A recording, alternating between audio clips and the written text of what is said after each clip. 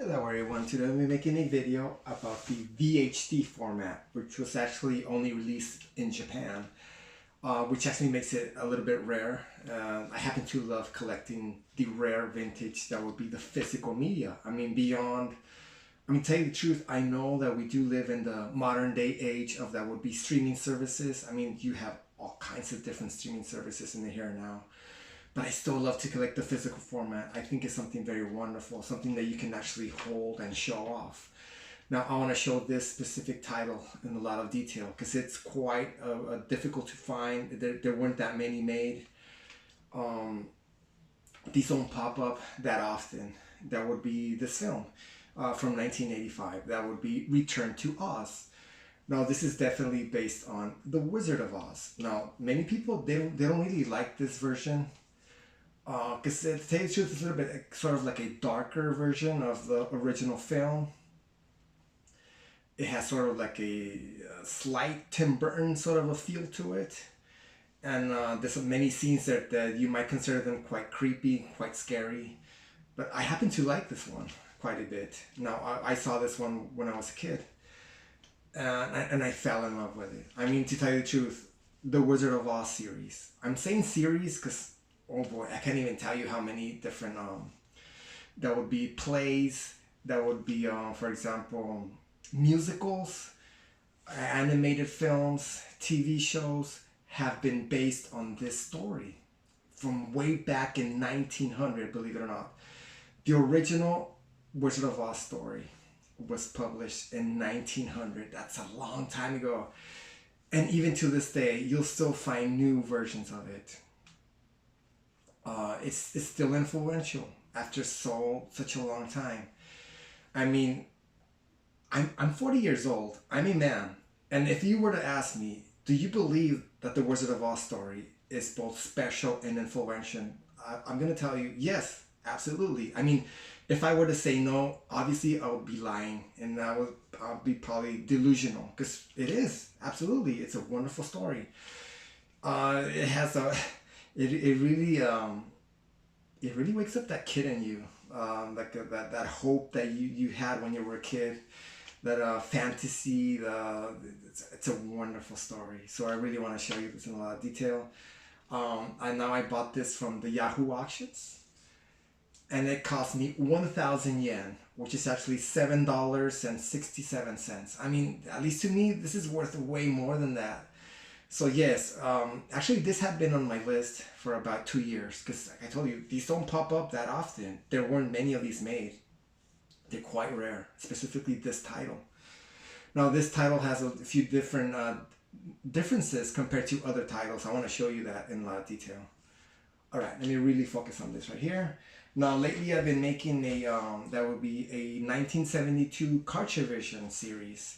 I'm kind of taking a break from that. Especially because those kind of things that is very special. They really shouldn't be rushed.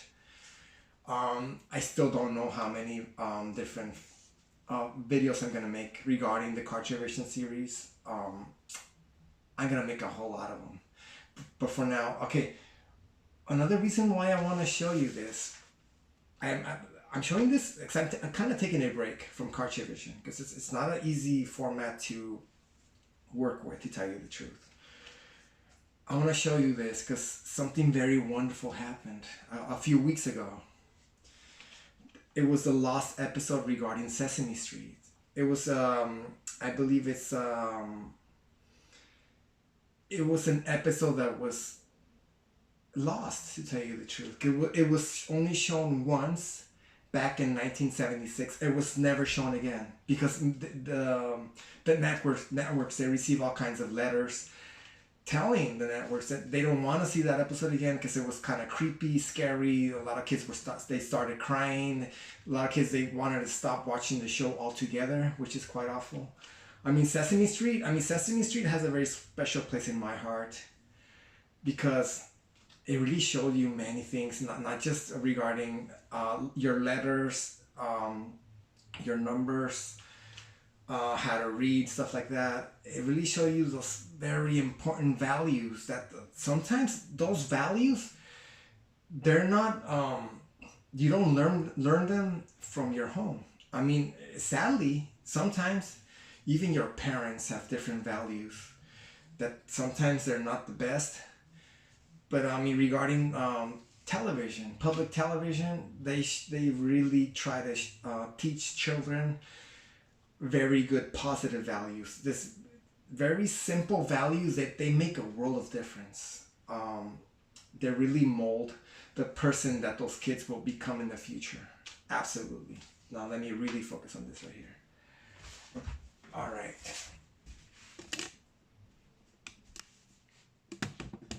I'm very happy to make this video. All right. Return to Oz. Yes. Now, obviously, the original film was released way back in 1939. So that was a long time ago. This was released in 1985. It's sort of like you might call this a sequel. This would be a sequel to The Wizard of Oz. Now, this actually is not based entirely on the Wizard of Oz story, which was actually originally called The Wonderful Wizard of Oz, which, like I told you, it was published way back in 1900 by L. Frank Baum. I mean, I don't know. I mean, obviously he's not around anymore. I'm pretty sure that L. Frank Baum, he had no idea what his story would eventually become. I mean, it's still a wonderful story. It's still influential, like I told you. I mean, I would be lying if I told you that it's not influential. This is actually based on two other stories that were released later on. That would be both The Marvelous Land of Oz as well as Ozma of Oz. Now, Ozma, she actually does appear in this. That would be a sequel. It's not, she doesn't have the sort of like a, she's not a main character in this film, but she does appear in it, which I really appreciate. Because, for example, in the original film, you don't get to see Ozma. You only get to see, that would be The Wizard of Oz. All right. Now this, yeah, it's quite rare. Yeah, obviously this is from Walt Disney. It's sort of like a Walt Disney's take on this series. That would be The Wizard of Oz. So this happens to say video disc VHD. Yes. Now this format is very similar to the American and European release. That would be the CED format. Let me show you one of those right now. That would be like this guy. Yeah, the Ghostbusters. It's a very iconic film. I mostly collect both horror and sci-fi films. But those are not the only genres that I collect. I do collect others. For example, I do collect stuff like this. I know it's really not a film that's tailored for men, but I still love it. I love this film. Not just this one, but the original one as well, which I also own, but I don't really want to show you that one because it's quite common. This is not. This is quite rare, especially in this format. All right. Okay, now the presentation on this video discs, they did a wonderful job, to tell you the truth. Now, obviously, when you buy a European or an American released copy of this film, they won't have this exact, that would be cover art, which is it's another reason why I really like collecting this format. It has a completely different cover art. I mean, to tell you the truth, I feel like the VHD format, they have sort of like a better presentation compared to, for example, LaserDisc. Even DVD. I'm even going to say Blu-ray, to tell you the truth. I mean, Blu-ray, they do have wonderful, that would be presentations. But I mean, I like this a lot more because of its size. For example, it's sort of like you might consider something like this to be something like a poster. Because there's a lot of space here. There's a lot of information that you can have on here. For example, I'm going to show you the rear of this. For example, this copy, if you Google it, for example, if you Google, that would be VHD, Return to Oz, you're not going to get that many results because it's quite a rare copy. I know that. That's why I really love having this in my collection. I really love the rare physical format. Okay. Yeah. I mean, right away you can tell this is quite you might say kind of scary looking, kind of creepy. Yes, that is true. It's different. It is in fact different compared to the original film from 1939. Absolutely. Okay, so this happens to be, that'll be the Gnome King, which is actually played by Nicol Williamson. There's actually two versions of him here. This is sort of like the version where he's a little bit more human, but this is a version when he actually he's based on the minerals, rocks. That's why he looks like this, sort of like the very rough rock looking formation that he has here. They did a wonderful job on the film because they used many physical special effects. I mean, beyond the that would be the computer ones, I really love the physical effects. They look really realistic, to tell you the truth. They used a lot of claymation on this film regarding the this character. This is in fact a claymation character. I mean, claymation, obviously it has that stop and go motion. I mean, at least to me, it's sort of like a creepy sort of motion. So yeah, that made this character look incredibly creepy. That's like a sort of like an effect that you simply can't get from, that would be a computer CGI based character. By making this character a claymation character, it really gave him that very creepy sort of like an aspect to him, which I really love. I love the physical special effects, which are really not really used anymore. Mostly modern day films, here in the here and now, 2022. Most of them are CGI. That would be computer generated images. Okay, this is actually the Wheelers. I believe this is the lead Wheeler. There's quite a few Wheelers. I haven't actually counted them. Very weird characters. Yes, absolutely. For example, you won't see any Wheelers in the original 1939 film. This is sort of something that Disney adapted, like I told you, from those two other stories. Because there wasn't just one story that was written by Mr. L. Frank Baum. He made quite a few stories, and they were all based on, that would be The Wizard of Oz.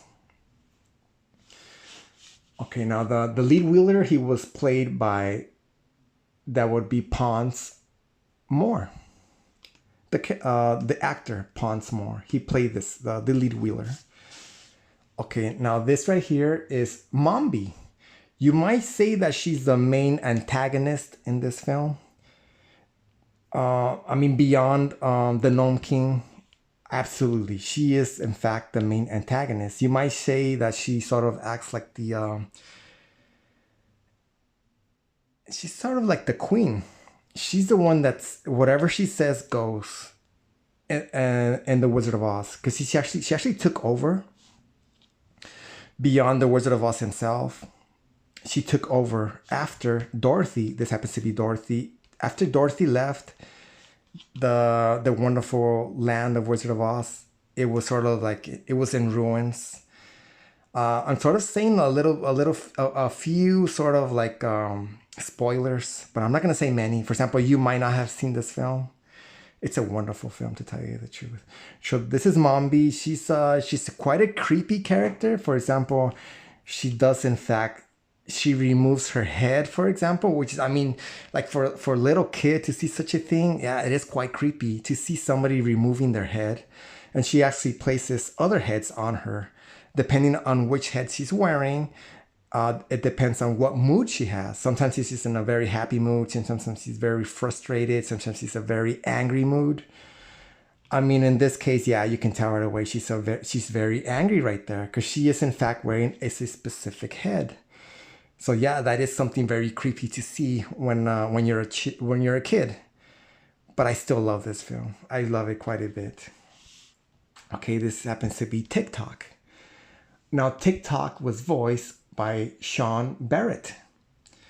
It was not an easy character to show. For example, it was definitely not a CGI character. It was a physical character, which is very difficult to do. For example, the person that was in this costume, he had to be sort of bent over the entire time.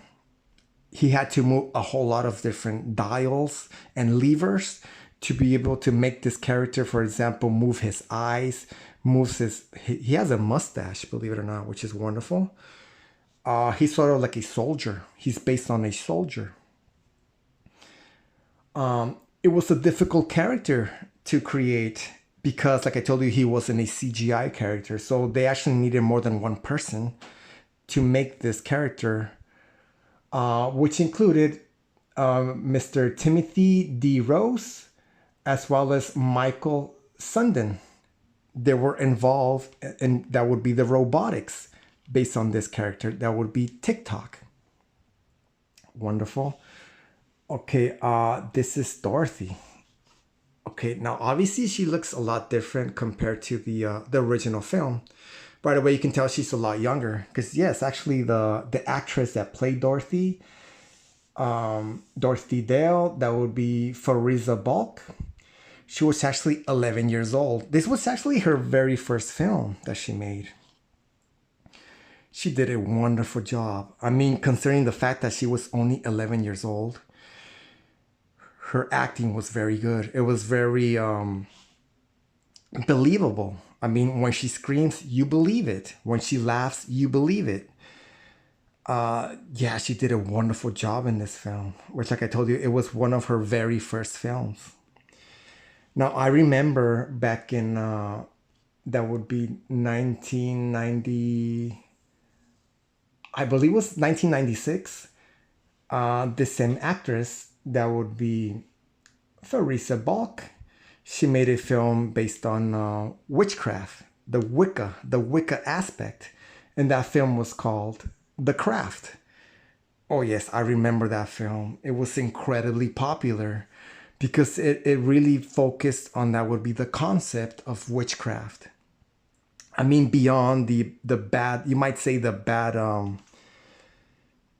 aspect that the witchcraft receives, it kind of showed the good aspect. For example, witchcraft can be used both to do harm, but also to do good. In that film, witchcraft is used to do good. Yes.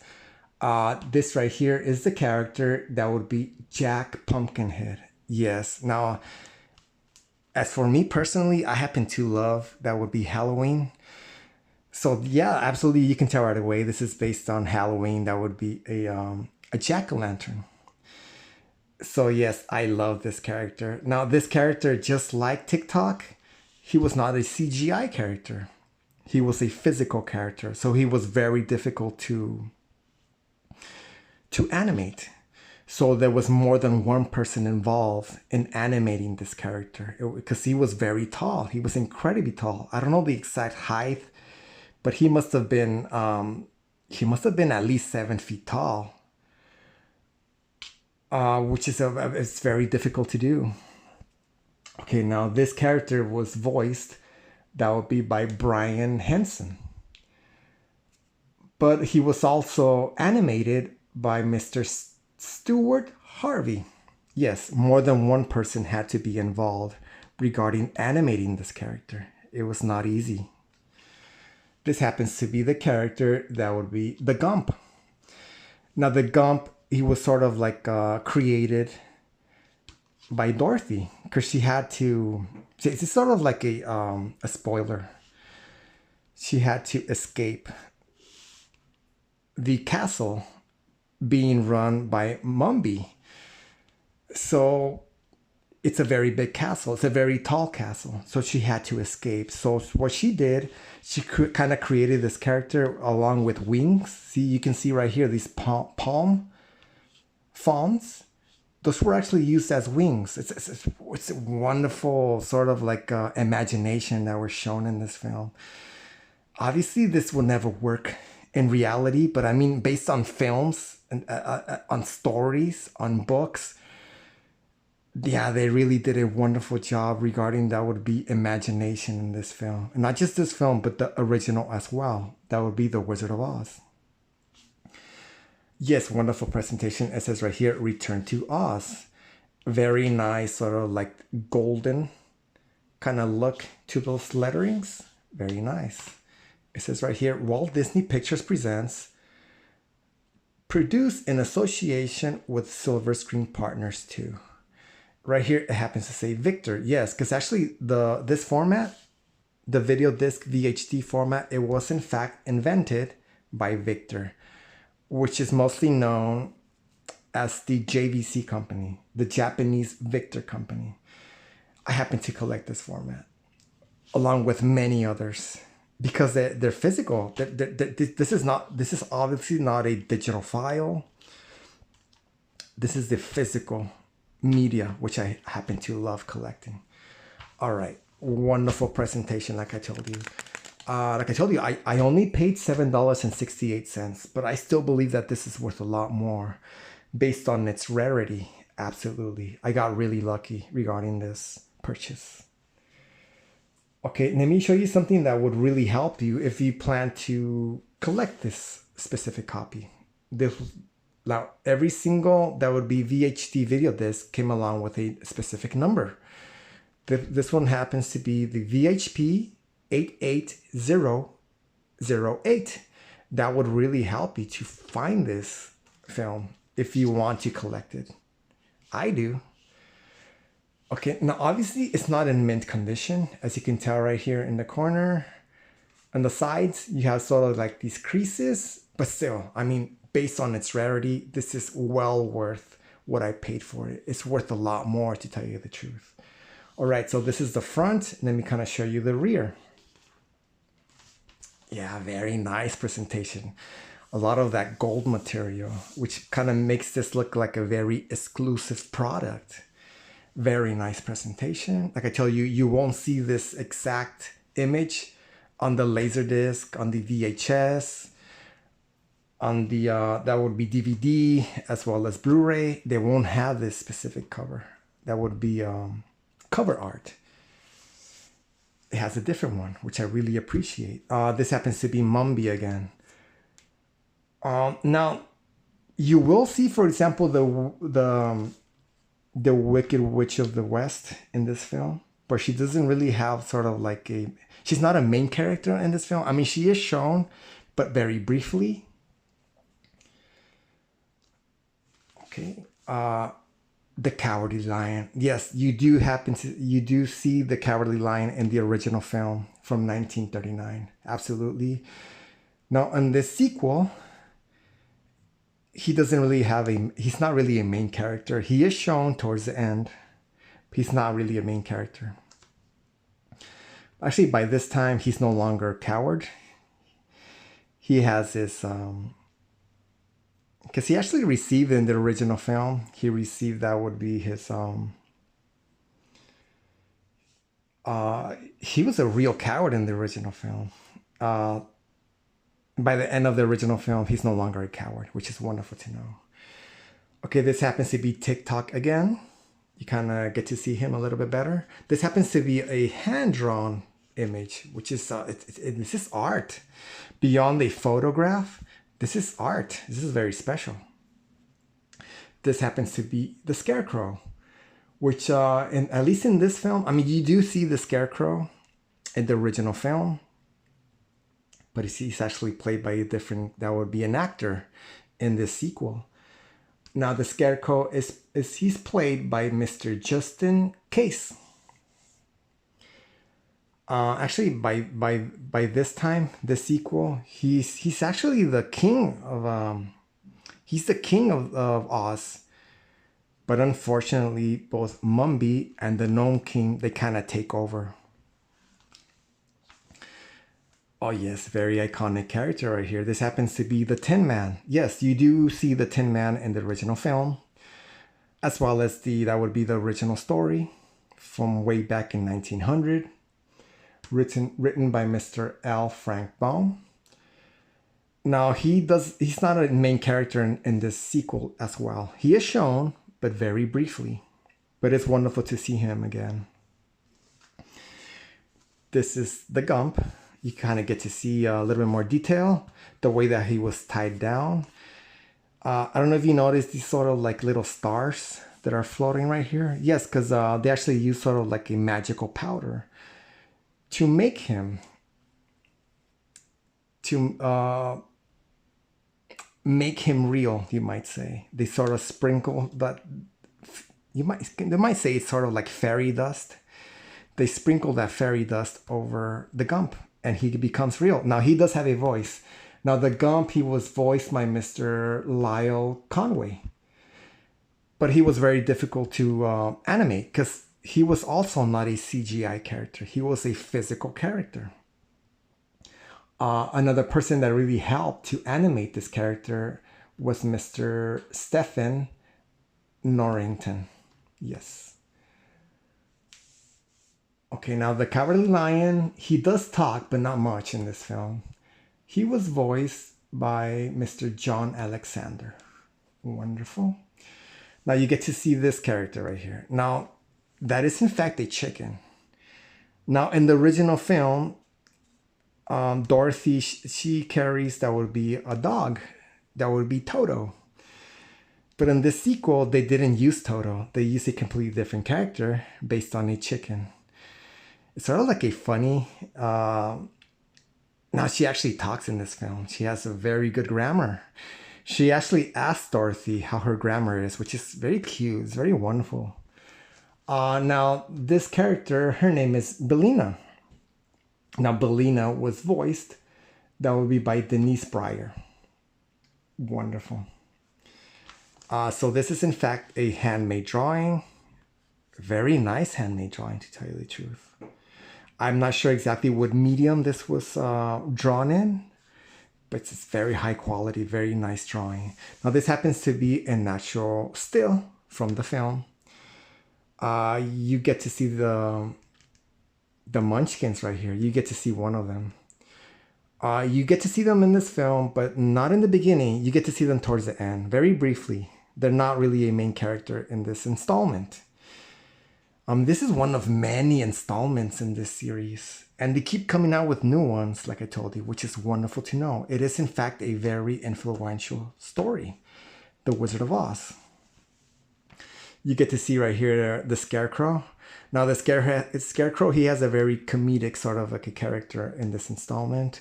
This happens to be the Cowardly Lion. Dorothy is, in fact, riding over the Cowardly Lion.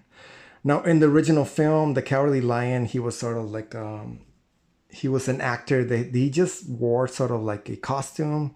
He would walk around a very humanistic sort of way, but not in this film. He was a little bit more realistic. He walked on all fours, for example. You get to see the Tin Man right here in the background. Wonderful, wonderful presentation. Now, this has a whole lot of, that would be Japanese writing. I don't know how to read that. Perhaps you do.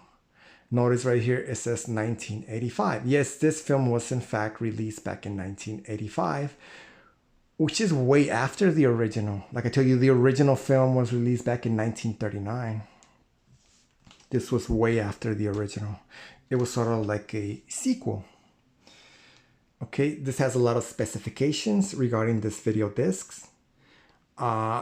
I really can't read Japanese. Perhaps you can. Once again, this happens to say copyright 1985 BMI. Wonderful date to see there. Okay, now this happens to say Dolby Surround Stereo. It says Dolby and the Dolby symbol are trademarks of Dolby Laboratories Licensing Corporation. Now regarding that, yes, the VHD format, they did in fact use, there will be a Dolby noise reduction, which is a very wonderful system. It works very well. Now, there were other formats that were around during this time that were based on discs. This is one of them, the CED format, as you can see right here. CED video disc, which was actually invented, that would be by RCA, which at this time, it was also a Columbia Pictures company. Now, this did have noise reduction regarding its audio track, but it was not Dolby. It was actually another system, which they call CX. See right here? CX is a trademark of CBS Incorporated, a noise reduction system manufactured under license from CBS Incorporated. Yeah, so this format, yeah, I love this film. That would be the Ghostbusters, very iconic film. This format, the CED format, it did use a sort of system that it was a noise reduction system, but it was not Dolby. I mean, unfortunately, it was called the CX noise reduction system. But on the VHD format, they used, like I told you, they did in fact use Dolby, which, to tell you the truth, is sort of like an upgrade. It's a step above CX. It works a lot better. That's sort of like one of the advantages of this format. It has a much better, that would be a sound, the sound, it sounds much better. Like I told you, like as you can tell right away, it says Dolby Surround. I mean, there were no Dolby Surround based audio tracks on the CED format, unfortunately. All right, this has a wonderful barcode right here. This happens to say VHD. Yes, because it's in fact from the VHD format, which actually stands for Video High Density. It is in fact double-sided, side 1, side 2. You did have to flip these guys around, just like the CED format. Now, at least what I know, they never really came out with a system that there was an automatic system that would automatically read the other side. You had to physically remove this guy and flip it around, which is sort of like a nuisance. But I really don't mind having to flip these guys around. Now this happens to have a price, which is wonderful to see. Obviously this is in yen. It says 8,800 yen. Now I didn't pay that. I paid, like I told you, 1,000 yen. It was a very good price. All right. Now regarding the, let me kind of do this. Now this is, these are some of the many formats that I collect in the here and now. CED, both American and European release. VHD, this was only released in Japan. Now another format that I collect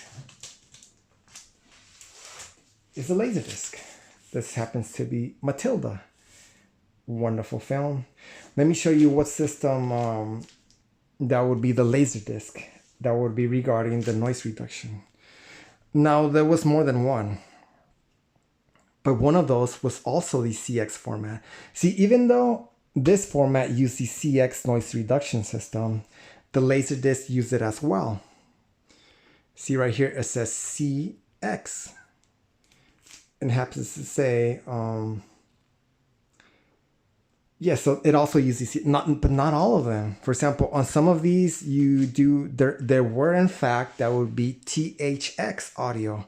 That means they actually had a 5.1 audio track, which is a wonderful audio track. I mean, it's a very wonderful sound to have 5.1 channels. But unfortunately, you never had the ability to play back 5.1 channel audio on either the CED format or the VHD. I mean, no way. These are based on styluses. That would be sort of like a needle that rests over the media itself. So it would have been incredibly difficult to store a 5.1 channel audio track on either one of these formats. Yes, I'm gonna say it's impossible. It's way too much information for such a system. All right, let me show you the interior of this disc. Like I told you, there's not many images regarding this. I want to show you this in a lot of detail. Okay, now let me go ahead and open this guy, which I really love owning. I love this film. Okay, it does have in fact its insert, which I also want to show you. Okay, now that's this. Now notice it happens to be the ones that were released, and that would be the black colored housing. Not all of them had a black colored housing. I'm going to show you the other variants in a little while. This has the number, like I told you, that really helps you to find this title, VHP 88008. That would really help you to find this specific title. Video discs, Return to Oz. Yes, side 1, 58 minutes and 58 seconds. Side 2, 50 minutes and 37 seconds. Walt Disney home video. Yes, wonderful Walt Disney. So this is the front. Let me show you another one that actually didn't come in this black material, because not all of them had this black material for their housings. Now some of them had the sort of like a beige color. Let me show you one of those.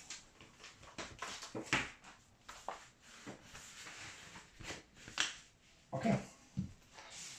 This happens to be The Thing, John Carpenter's film from 1982, The Thing. But notice, the housing, the caddy, you might say, it's not black colored. It's sort of like, well, it's not white either. See, I'm going to compare it to the CED housing.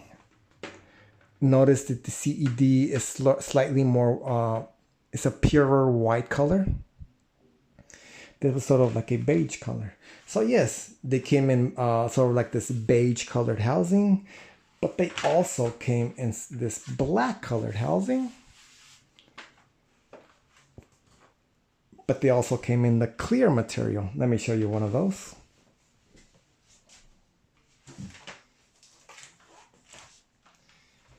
That would be like this guy. Yeah, like I told you, I mostly collect the horror and the sci-fi films, but they're not the only genre of films that I collect in the physical format. I love owning this guy.